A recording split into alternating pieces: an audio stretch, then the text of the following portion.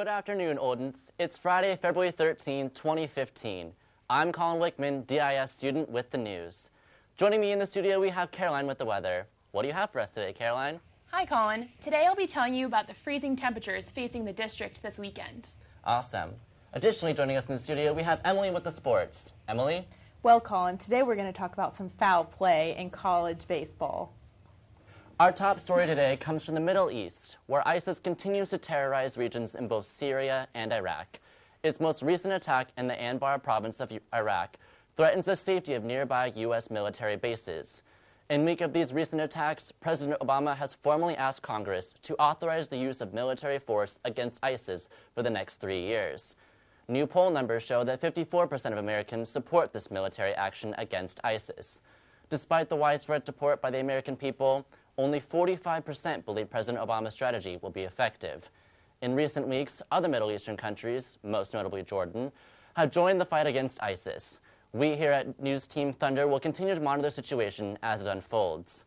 We now move to weather, where many across the United States have been struggling with heavy snowfall and brutal cold. For more on this story, we go to Caroline in the Doppler 3000 weather section. Thanks, Colin. The cold weather has returned, with today's temperature in the district dropping to 16 degrees Fahrenheit and with a wind chill making it feel like -1 degree. Residents should expect harsh weather this weekend with below freezing temperatures and a high wind watch in effect. It's advised that couples keep their Valentine's Day plans inside. The harsh weather brings health risks like hypothermia and concern about the region's most vulnerable population. According to the Homelessness in Metropolitan Washington 2014 report, homelessness in the metropolitan region increased by 3.5% in 2014. Last year, more than 12,000 people in the region indicated that they were homeless. Jurisdictions around the area are ready to help the homeless get out of the cold when temperatures dip below freezing. The district, Virginia, Maryland, and many other cities across the nation have implemented hypothermia hotlines. The district issues a hypothermia alert when temperatures drop below 32 degrees. The district's hypothermia hotlines provide transportation to the emergency shelters and blankets and warm drinks. Help save a life this winter. If you see a homeless person who is inadequately protected from the cold weather this weekend, make sure to call DC's hypothermia hotline. Now we go to Emily with the sports report. Thanks, Caroline. In sports news today, Little League International stripped Jackie Robinson West of a national championship title the Chicago area team won last summer after coaches falsified boundaries in order to recruit a stronger team. The penalty will affect young players who were not responsible for the boundary decisions. Chicago Mayor Rahm Emanuel asked Little League International to reverse a decision he claimed held young players unfairly accountable. However, the league has chosen to stand with their original decision and uphold the ban. Little League CEO Stephen Keener responded to the incident by saying, "As painful as this is, we feel it a necessary decision to maintain the integrity of the Little League program. Despite the ban, support for the players has remained strong." Back to you at the desk, Colin. Kisses may not be cheap this year for Valentine's Day 2015. Hershey Kisses, that is. Chocolate prices are soaring as demands for cocoa increases, especially in the Asian market. Consumers in Asia have doubled their demand for chocolate. Cocoa bean production and exports have halted in Africa after the Ebola crisis. Major chocolate companies, including Hershey and Lindt, raised chocolate prices nearly 8% in the past year. The rising chocolate prices aren't slowing down U.S. consumers ahead of the Valentine's holiday. Reports show that Americans are spending $10 more this year than last year's $130. Chocolate is still the most popular Valentine's Day purchase for both men and women, young and old. From one national holiday to another, we go now to a special interview report by Maggie on the Nordic Festival. Thanks, Colin. Speaking of holidays, Nordic Festival is coming up this Sunday. Today, we have a special guest, Denise, here to tell us more about this holiday. Thanks, Maggie. So, Fastelavn has been called kind of a Nordic Halloween. What is Fastelavn? Fastelavn is the carnival festivity for Norway, Denmark, and Iceland, and it's celebrated the Monday or Sunday before Ash Wednesday. And what are some of the traditions associated with this holiday? For Fastelavn, children often dress up in costumes, they gather treats, and they eat fastelavnsboller, a traditional pastry for this holiday. So one tradition I've heard about is hitting the cat in the barrel. Is this a real thing, and are any cats harmed? Well, this is very similar to hitting a piñata.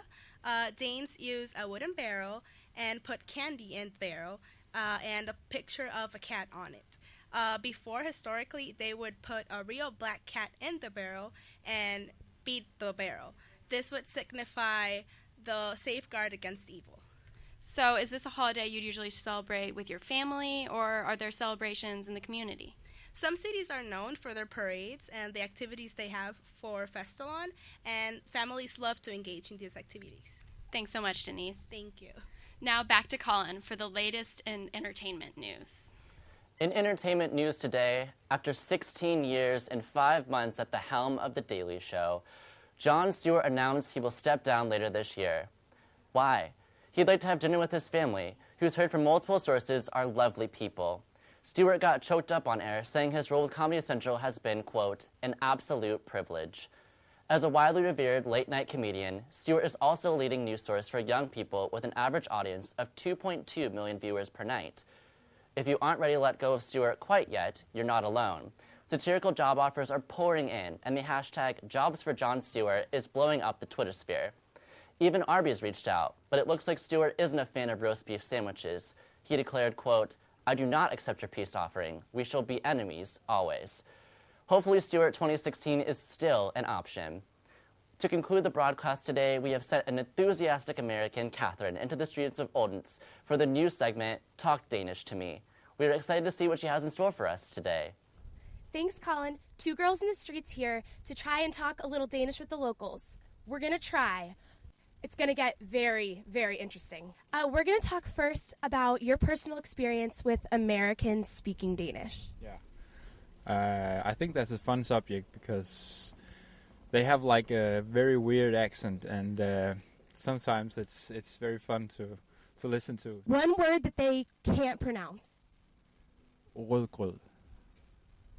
Volkol. What does that mean? It means it's a sort of dessert. It's a typical phrase that all Danish people use when they talk to Americans. They say, can you pronounce rødgrød? And they never can. You can always tell when you meet an American who's trying to speak Danish. You can hear the sound is very like a potato in the mouth. So you can always tell with it's the American you're speaking to. And How about the name of this town? Odense. Odense. What you think about Americans speaking Danish? What's your first kind of personal experience with that? Well, I used to know American mom who lives here in Denmark, and she was always very, very kind. But I could hear in her voice that she was American because she had this accent.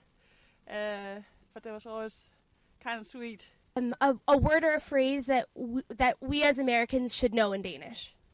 Hi. Hi. Yeah. And I can say that. Yeah, because then you can, talk to people. And last but certainly not least, how do you pronounce the name of the city? Odense. Odense. Thanks for hanging out in the streets of Odense with 2 girls in the streets. Back to you, Colin. Vises! Thank you guys for that amazing, authentic Danish experience. That's our broadcast today. Thank you for joining us. As always, I'm Colin Wickman, signing off for News Team Thunder. We'll be back next semester to bring you more news.